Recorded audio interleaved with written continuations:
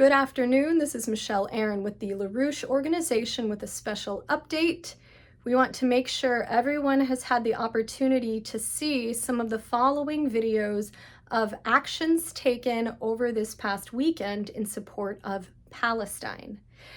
Some of the actions were very specifically done on the anniversary of the Nakba, where in 1948, 77 years ago, there was an ethnic cleansing of Palestine, 750,000 people forcibly expelled or caused to run from their home, many thousands killed. So let's go right to the first video, which takes place at GW University, George Washington University in DC in the United States, where the commencement speaker, Cecilia, took the opportunity to call for an end to the genocide and an end to her school's support for it. For over a year, we have watched a genocide be committed against Palestinians.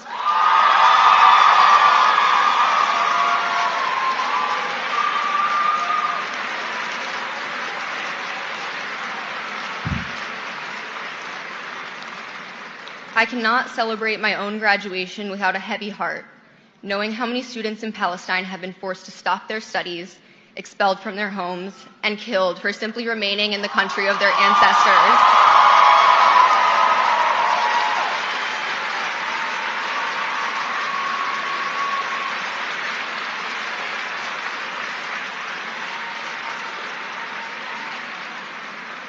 The horrors unfolding halfway across the world may be easy to ignore for those lacking a moral backbone. For the rest of us,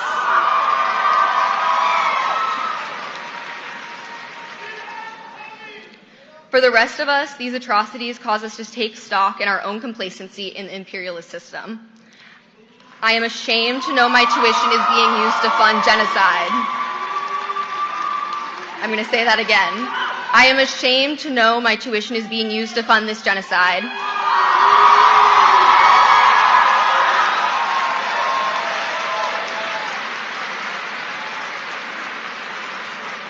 Every year, the cost of attending this university increases without a corresponding improvement in the facilities and resources provided to students, staff, and faculty.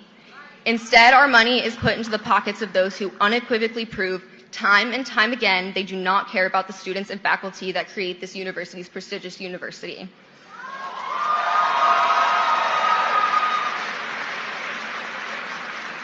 Despite repeated calls from students and faculty to disclose all endowments and investments by the university and divest from the apartheid state of Israel, the administration has refused to negotiate in good faith.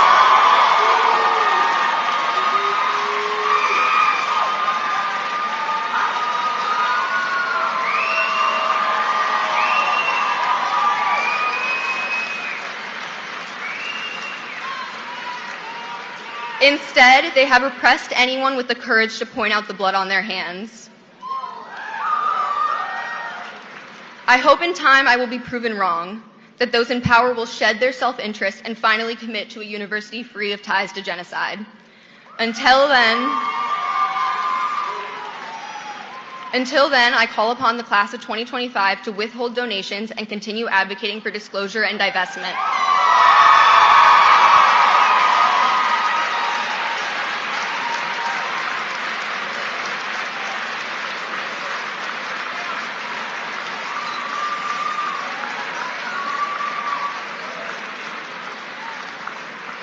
None of us are free until Palestine is free. Thank you.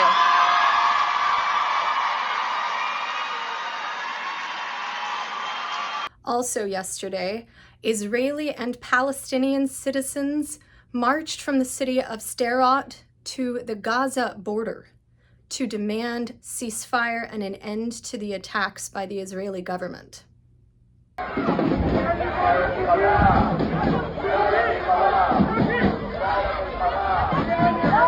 Today, while our government, the Israeli government, launches another attack on Gaza, we are marching hundreds of people, Jews and Palestinians, from Sderot to the Gaza border with a demand to stop this assault on Gaza, to stop the horrible killing of innocent people and of children. And we are demanding our government to sign a deal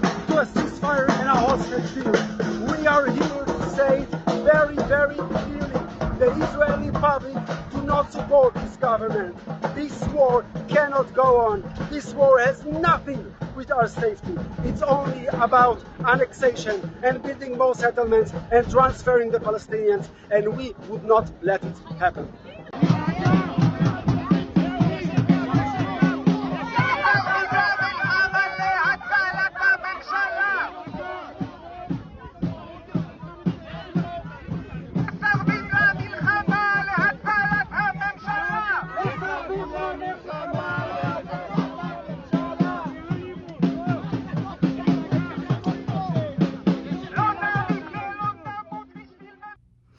There were demonstrations in support of Palestine all over the world this weekend. Yesterday, there were demonstrations in London, Sweden, Denmark, Connecticut, Washington, D.C.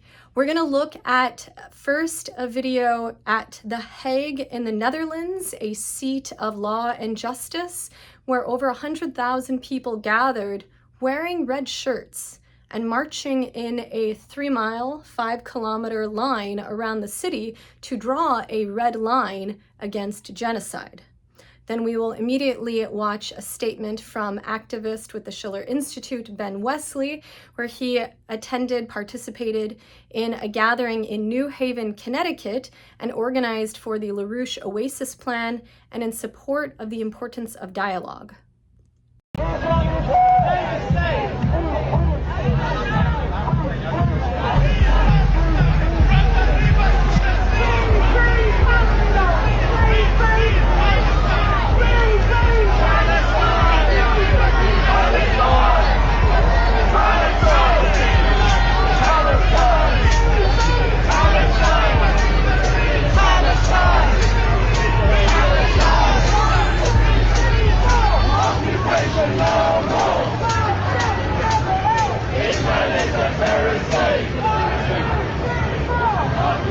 Hi, I'm Ben Wesley. I'm here in New Haven talking to fellow citizens on the anniversary of the Nakba, which is the forced expulsion of Palestinians from much of their land to make space for the nation of Israel in 1948. Those familiar with the history know that thousands have died during the expulsion, and so many of the citizens here in New Haven are commemorating that moment.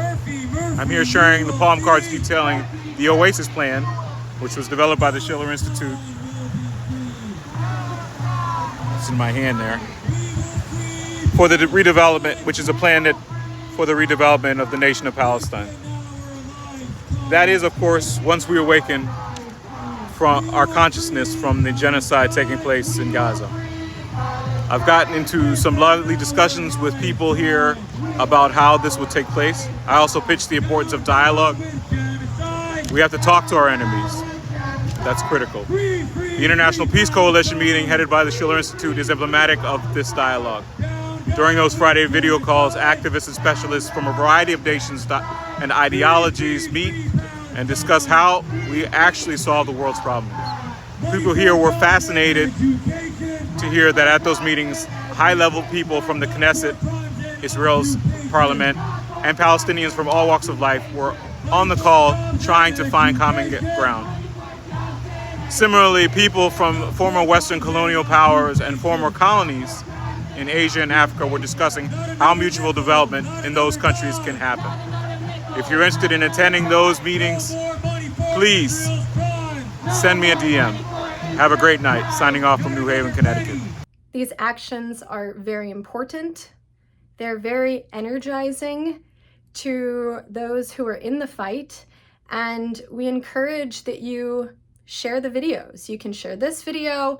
We also include in the YouTube link quite a number of links to postings of individual videos that you saw here on X, on Twitter, on Facebook. You can share them in the platform of your choice. These are not going to be shown on the mainstream media, so share them widely. So thank you for tuning in. This weekend we have the Schiller Institute conference in the United States, Memorial Day weekend, in the New York City area. In-person registration has closed, but you can participate with us by watching online. It'll be streamed in English, in Spanish, and for the morning and afternoon panels, also in German and French. So you can sign up at schillerinstitute.com now if you wish to receive emails with extra special information and reminders about the conference. And otherwise, you can watch on YouTube and on the Schiller Institute website.